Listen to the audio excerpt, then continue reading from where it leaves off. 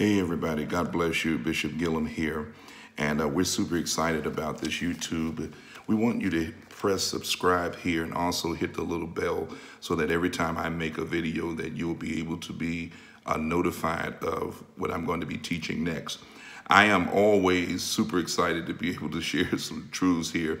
And the title of this one is your spouse cheating, or is your spouse missing in action? I'm going to give you 11 points very quickly about how to tell when you should at least be suspicious of infidelity activity in your relationship, especially if you are married. Number one, if they find excuses to come up missing. If they always find a reason to leave your presence or find a reason to go and be somewhere else, or if there are always lies or excuses as to where they have been, that's a problem.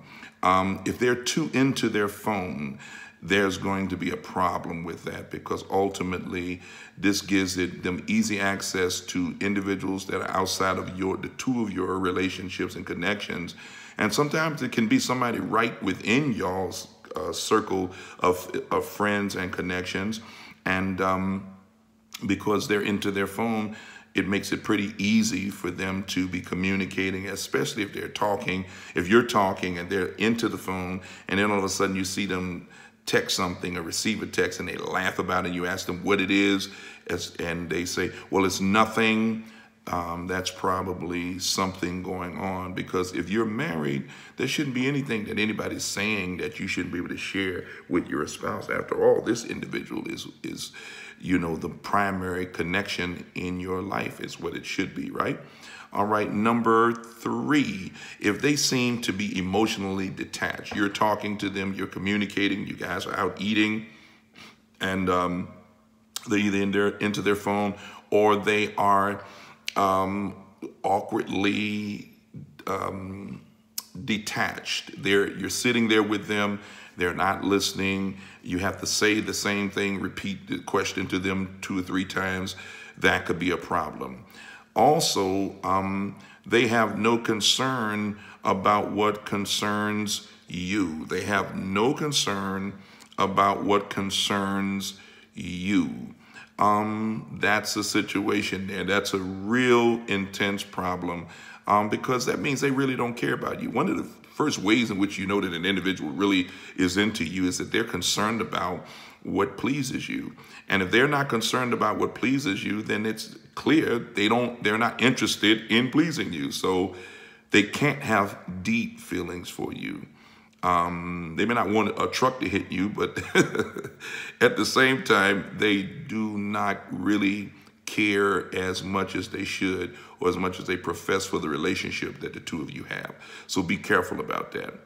Number 5, they will constantly become interested or recently become interested in checking your whereabouts.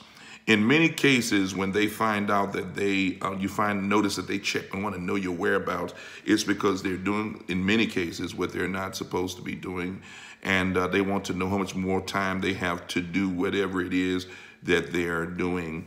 And so they want to make sure that you won't sneak up on them. So they will ask you, where are you?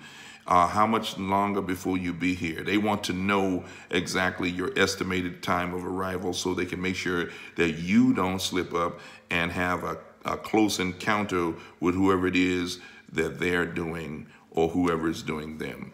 So be careful about that as well. Number 6, they constantly plan increased activities without you, or rather, there's an increase in planned activities without you.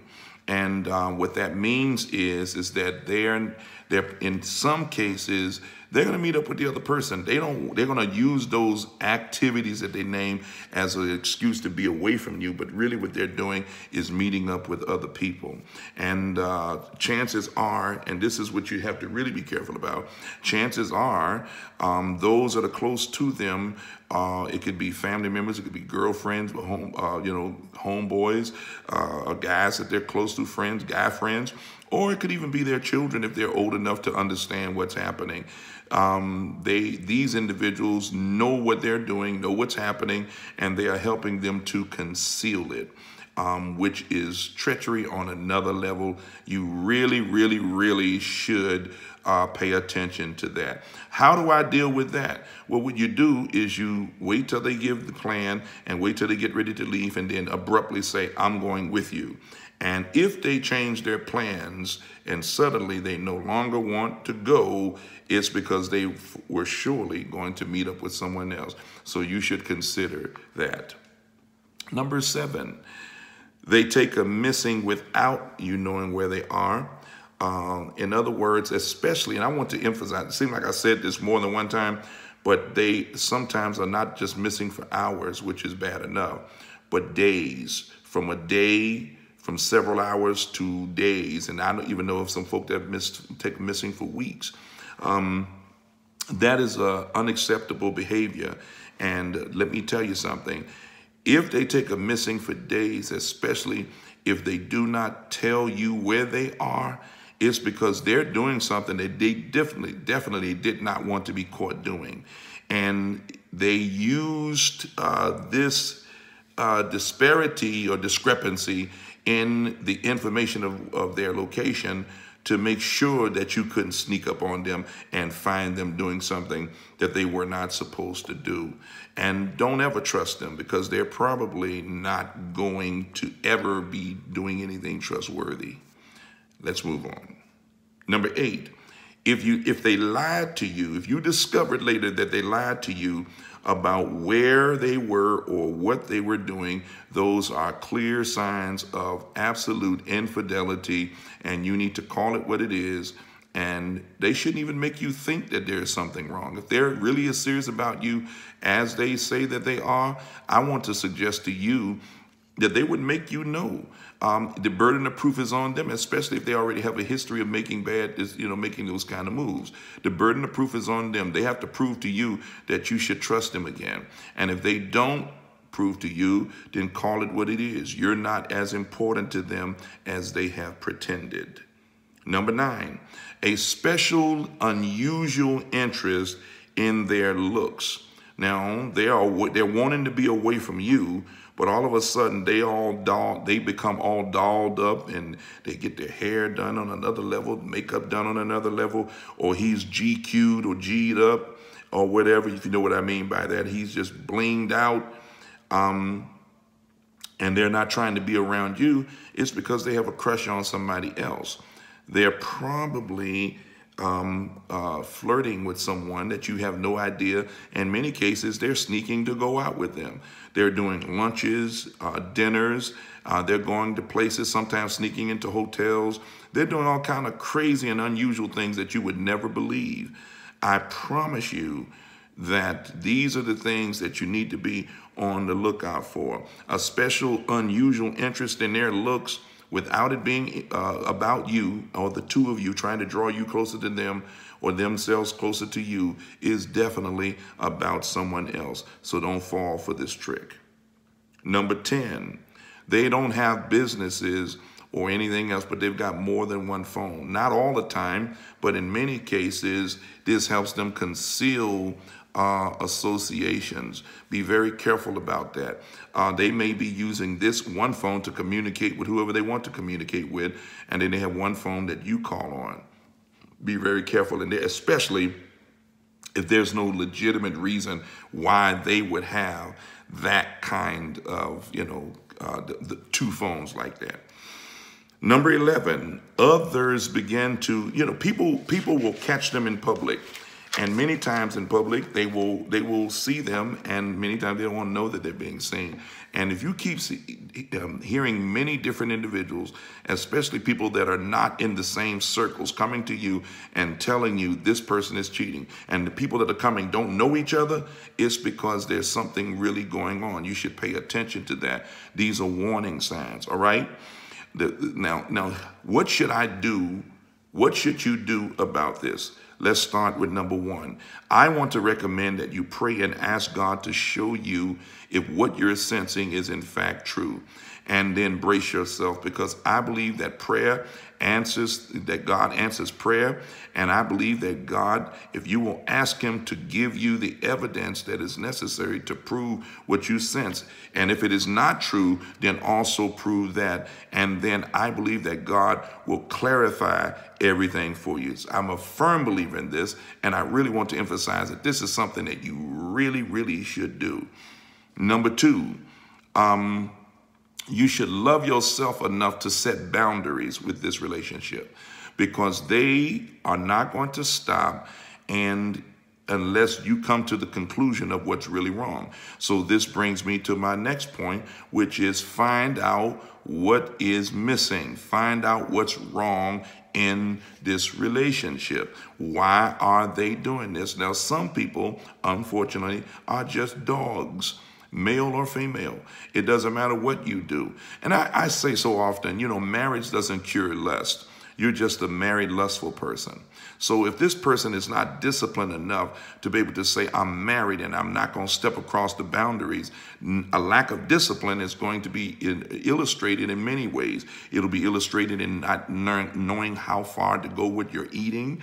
It'll indicate so many areas, even the eyes. Sometimes if I know I've got a problem, I don't need to look at certain things. I don't need to bring that in. So my eyes need to be disciplined. My thoughts need to be disciplined. My mouth and my temper and my temperament needs to be disciplined. And if this person is not disciplined, you're going to see the signs and the symptoms in each one of those areas that I just named just then. All right? Here's another thing that you need to do.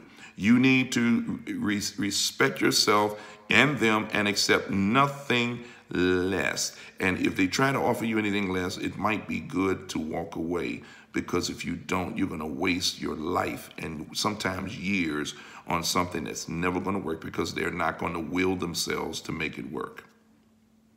Okay? Establish clear deal breakers and know before you confront them what you're going to do. Because what's going to happen is if you go to them and you don't know that you're going to leave or you're going to stay, they're going to talk you into staying, or they're going to talk you into not leave. They're going to talk you into receiving them again. And you've got to make up in your mind that, okay, why did you do that? And they're going to say, I'm sorry, I did that. I apologize or whatever, but that's not going to change it. Because you apologize doesn't mean that we're going to let that go. Not all repentance is without repercussions. Sometimes you can even repent and still have to deal with the repercussions of it. Other than that, then you're going to give your life to something or someone that's not committed to you. And when you finally do discover what they're doing, it's going to devastate you. And all they're going to be able to say is, I'm sorry. And they're going to move on with their lives now, because they're going to feel guilty and they're not going to be able to face you. So they're going to move on, and which is what they wanted to do in the first place. But now they would have still played the game, but they were caught. So now their little supply, whatever it is that they were getting out of your relationship, which obviously was not the relationship itself, but it could be something else. It could be finance, could be a number of things. Validation, it could be positioning, or any of those things. You have to be very careful with that, because they are not, once they realize that you see them, now they're going to lose their supply, and they're going to feel guilty, and they're going to feel condemned and convicted, and they're not going to like that feeling. And so they're going to absolutely just pop up one day and just move on, and you'll see it, and they will not care about how it's affecting you. Why? Because most people who engage in this behavior are very selfish. Most of them are very, very selfish. And so I want to urge you to make new decisions for your life, and decide right now that you want God's best for your life, and you're not going to accept anything less than that. And that is the word of the Lord for you. Again, today, I want to urge you to hit the subscribe button, and also hit that little bell, so that every time I come up with another video on this subject or any other subject, you will get a notification. Thank you again for paying attention to this great video, and forward this to as many people as you can. Blessings to you.